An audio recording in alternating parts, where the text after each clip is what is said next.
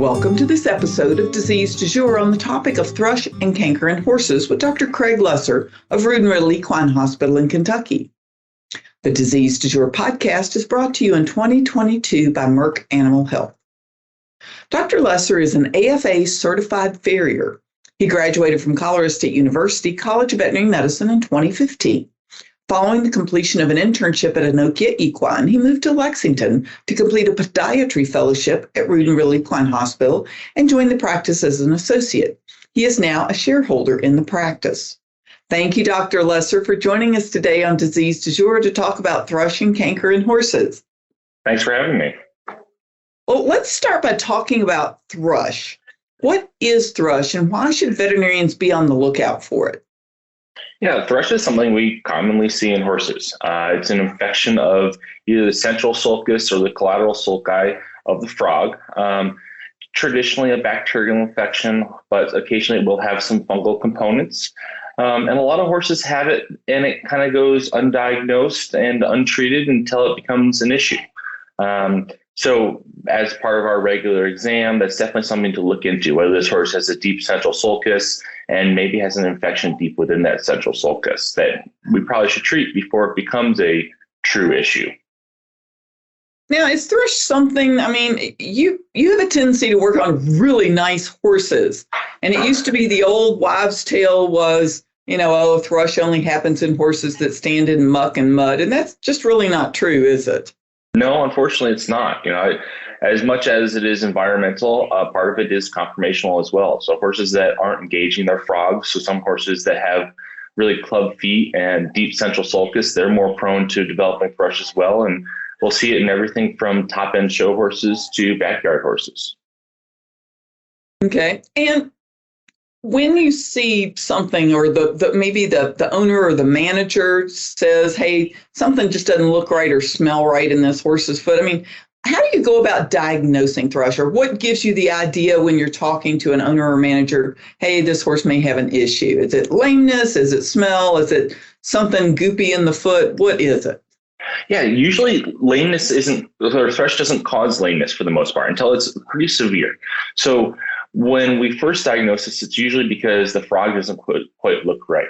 Occasionally gets misdiagnosed because frogs actually tend to slough twice a year. So people will occasionally think that, my horse has thrush when it's actually just the frog going through its natural cycle. Usually what I'm seeing is there's some extra moisture, maybe some reddening within the frog itself, usually starting within that central sulcus. But especially on those feet that have heels that are really contracted, it's kind of hard to see down inside that central sulcus to see if there's actually thrush. So, making sure that when your farrier comes out and trims up your horse, they really clean up that frog nicely, especially that central sulcus, can be really helpful in one, preventing, but two, diagnosing and treating thrush. And so let's just walk a little bit about when you, as a veterinarian and a farrier, so you've got a great toolkit to come at this problem. So when you walk in, and whether you've known it or not before you pick up that horse's foot and you see it, what steps do you go through to take care of this? So the first thing I do is I trim up the frog really aggressively. So I want to remove any dead tissue, any tissue that might be able to trap bacteria. So I have a nice, healthy looking frog. After that, it kind of depends on severity. If it's just some very mild thrush, I'll use some iodine-based products or some ones on the market that are purple and they stain everything, and it really makes you feel like you're doing a lot. But there's a lot of other products out there we can use too. Some of these horses, I'll start with soaking their feet with some iodine to try and dry it out. But the first step is completely to trim up the foot and get it to the point where we can actually treat it. Okay, and what if it's a more severe case? What are you doing there? Yeah, so in the more severe cases, with really deep central sulcus, we'll start with cleaning up again. A lot of times I'll take a 4x4 and I'll almost floss out that central sulcus. So you'll be able to fit that 4x4 deep in within the sulcus and clean up both edges of it. And that kind of does a light debridement on that tissue. And then after that, we can add in some iodine to that to continue to debride that area, but also with some antiseptic. If it's deep enough, I'll actually at times pack that area with another 4x4 with some medication on it. There's also some people like using some of the mastitis paste like today and tomorrow for treatment. I've used some copper sulfate, which really dries out and kind of debrides that area as well. There's a whole variety of treatment options with the basis of most of them being drying agents. Okay.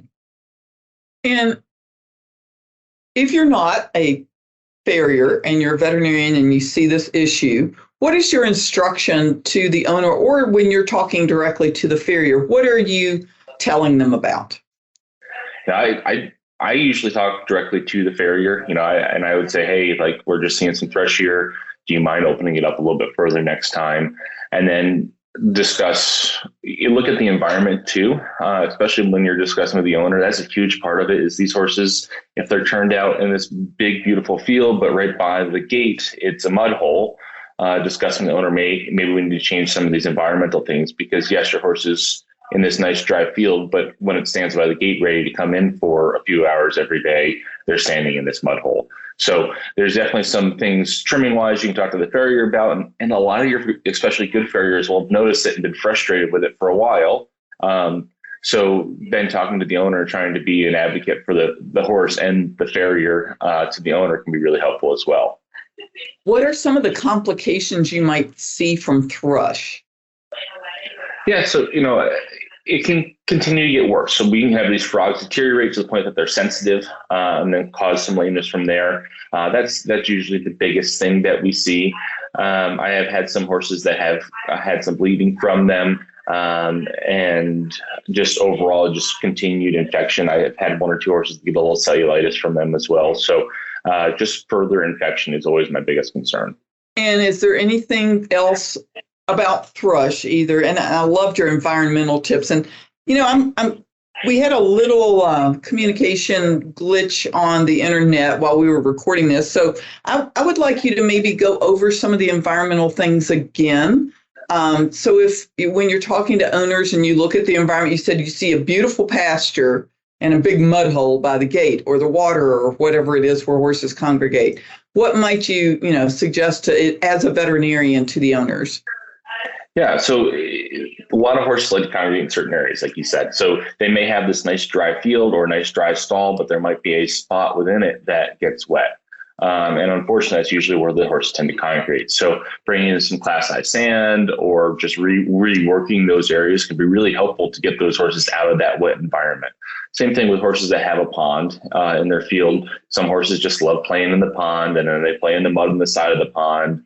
And while their legs may dry off and they look good, those feet just sit there and they're just full of moisture the entire day. And that's a big fight. So, part of it is making sure we pick out feed a lot too. Horses that are prone to thrush, usually what I tell people is pick feed out twice a day at minimum, and then apply some sort of thrush treatment to them twice a day while doing that as well. Okay, that's a great tip. And now we're going to talk about something that's not quite as common in horses, but I think when you and I were talking before we started, you said probably every vet's going to see at least one of these cases in their life, and that's a canker. Can you tell us what that is and what veterinarians might see? Yeah, canker is hands down my least favorite disease. I would deal with laminated horses all day, every day, instead of dealing with canker. It's a tough disease. And hey, it's usually misdiagnosed. Unfortunately, most people think it's really bad thrush, and it usually gets seen by a veterinarian or two, and then a few farriers as well before we come to this diagnosis. Because yes, we had one slide in veterinary school about it, and it's something that veterinarians may see once in their career. So it's a very rare thing to see, and because of that, a lot of times it goes untreated for a little while. And traditionally, it's thought to be seen in draft horses only. But unfortunately, I've seen it in everything from thoroughbreds to quarter horses, top-end dressage horses, and everything in between. So while traditionally it is in those bigger footed horses, it can be in a variety of other things as well. What is it, though? And that's still a question. We don't know. It was originally thought to be a cancer, and that's where it kind of got its name from.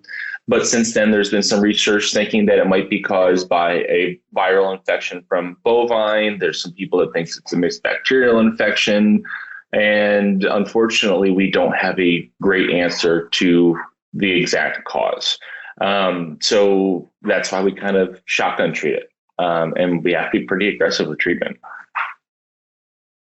And when you are looking at it, and let's say you've basically as a veterinarian and you think, okay, well, this is the worst case of thrush I've ever seen. And so you start working on how do you actually diagnose it as canker? So you can take biopsies and send it off and get results back and saying that it is canker. But usually I do diagnose it just based off of how it looks. It will have a very coliform looking, so it'll be white, but it will also be very brittle and bleed easily. It's usually not painful as well. Most of these horses are not lame from it, but it definitely can cause a lot of bleeding. A lot of it, that's oftentimes what you hear is we were dealing with thrush, but the horse is bleeding randomly and it's very sensitive to the touch. Work on your summer scan. Enter for the chance to win a Global Pocket Reader Plus in Merck Animal Health's Sizzlin' Summer Sweepstakes giveaway. The Global Pocket Reader Plus is an ISO-compliant universal microchip scanner for horses. It is able to read and store up to 3,000 unique microchip identification numbers and displays and stores microchip temperatures when reading biothermo microchips.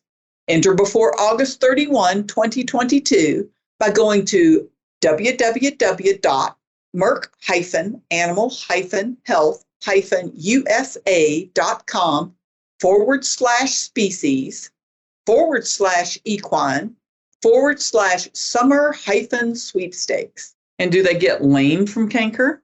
They can, especially as canker gets worsened. I've seen it invading in the hoof wall itself. And when it breaks down the hoof structurally, it definitely can cause some lameness, but initially it usually doesn't cause much lameness. Okay. And when you're a veterinarian, especially maybe a younger veterinarian who hasn't been out in the field and seen as many horses, or maybe you graduated from Texas and now you're in Pennsylvania and there's a bunch of draft crosses around and you really haven't dealt with that before. I mean, what are you on the lookout when you pick a foot up and you're trying to decide if it's thrush or canker?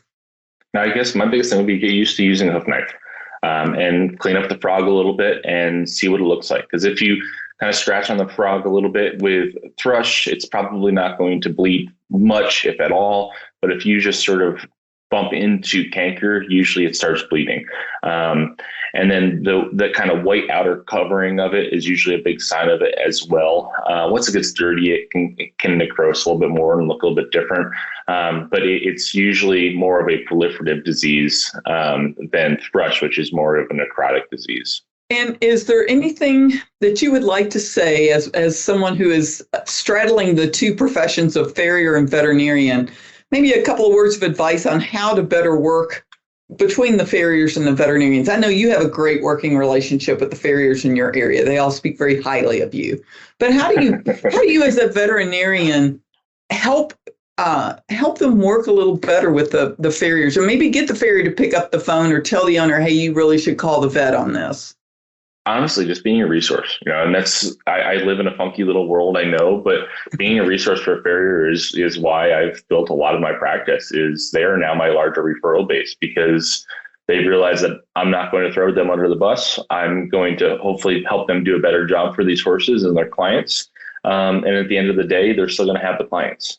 So, offering to take radiographs if you're at the barn with the farrier and the horse is acting badly, maybe suggest to the farrier or the owner that, hey, maybe we should sedate this horse for your farrier because he's kind of getting beat up. So just being that resource is a huge factor, and it's a practice builder. Most farriers see their clients every 4 to 8 weeks, versus you as a young veterinarian may see a client once every year or maybe twice. So the fact that the farrier is there, they have a huge trust in that farrier that they may not have built in you, and that farrier can really instill a lot of trust in you for that client. So just make sure that you realize that they can be a practice builder or a practice destruction. Well, that's true, and that's why I wanted to bring that up, because you do have such a good reputation with all the farriers, which sometimes in some areas of the country that's not the case. It's, but it really is exactly what you said. They can be a great referral to you because they see the horse so often, and it may not even be a foot problem. I know farriers that have seen a horse come in and go, "Yeah, that horse is lame and it's not its feet. You really should call your vet." Yeah, no, I lean on farriers quite a bit especially with our metabolic diseases, because they see these horses all the time and the owners don't know what's going on. They're the professional that's there. So a lot of them can at least have the hint of, hey, we probably ought to get somebody else in here to take a look, when the owner may not even know what equine metabolic syndrome is. But as a professional, most farriers do understand the disease, at least primarily.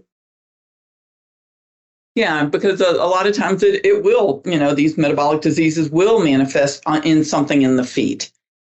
So that's a great clue to that, or even just, noticing because they aren't seeing them every day that, yeah, it's June and your horse hasn't shed out too well, or yeah, this horse has had to, pee 6 times while I've been here and getting ready to work on it or whatever. So that's a great tip.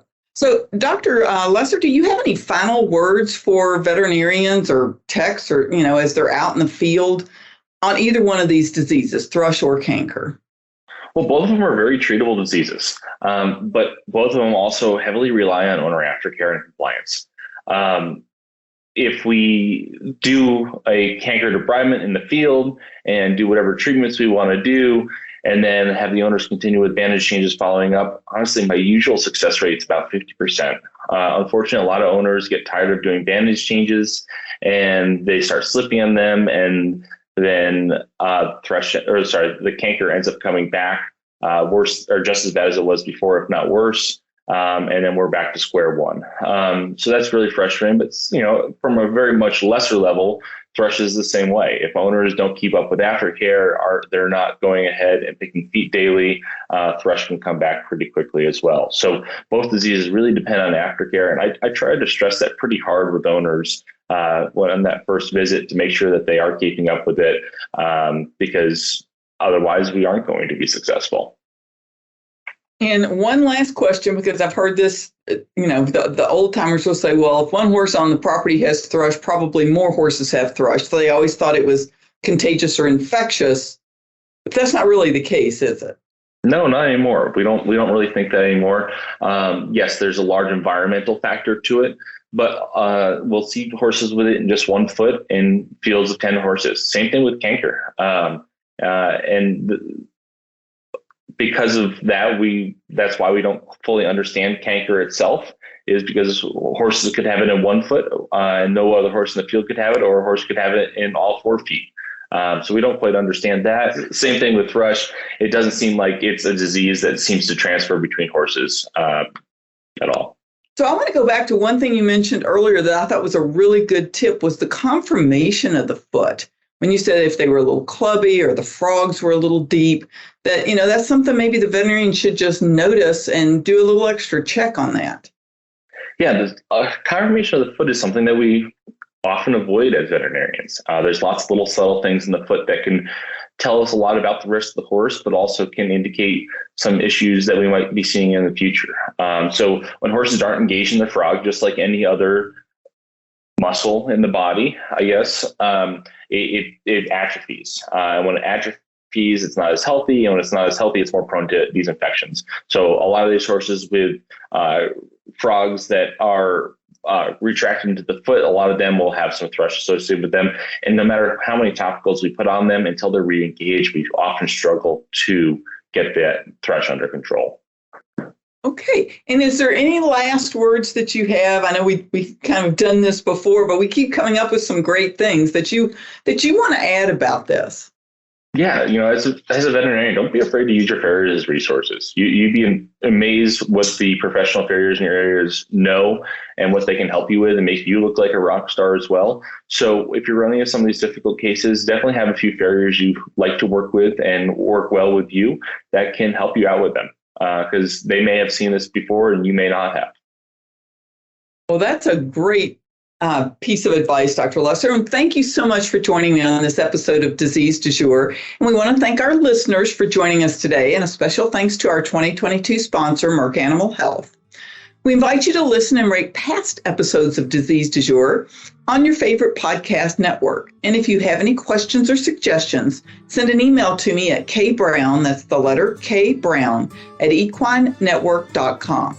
Disease du Jour is a production of the Equine Podcast Network, an entity of the Equine Network, LLC.